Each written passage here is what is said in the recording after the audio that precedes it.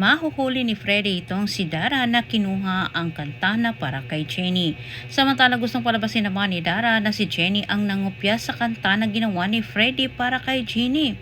Kumuha ng kopya itong si Dara sa nasabing kanta at nais niyang paunahan ni Megan si Jenny upang kanilang palabasin umano na kinopya lamang ni Jenny ang kanta nito. Ngunit hindi naman batid ni Dara na alam ni Bana ang buong detalye sa kantang ginawa ni Freddy para kay Jenny. At kahit maunahan man ng Yomi si Jenny sa pagkanta sa nasabing kanta, ay hindi pa rin nila ito maloloko si Bana sapagkat si Bana ay may alam sa nasabing kanta. Hindi nagtagal agad naman itong ipinakita ni Megan sa kanyang mga kagrupo lalo na kay Monica at ipinagmamayabang niya ito na siya mismo ang sumulat.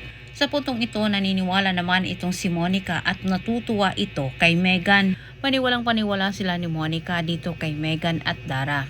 Hindi nila batid ang kanta na kinuha ni Dara ang siyang maging dahilan para tuluyan ng bumagsak ang grupong Yumi. Kahit malaman pa ni Freddy na kumuha ng kopya itong si Dara sa isinulat niyang kanta na para kay Jenny, hindi pa rin ito magagawang ilaglag itong si Megan sapagkat tilang dito na rin sasabihin ni Dara na si Megan ay kanilang anak. Tilang hindi na pag-isip-isip ni Dara sa oras na lumabas ang nasabing kanta.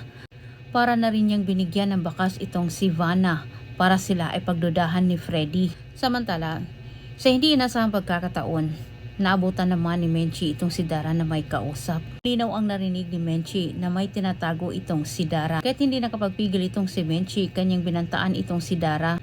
Baka mamaya hindi na umano mamalayan ni Dara na umaalingasaw na ang katago-tagong lihim nito.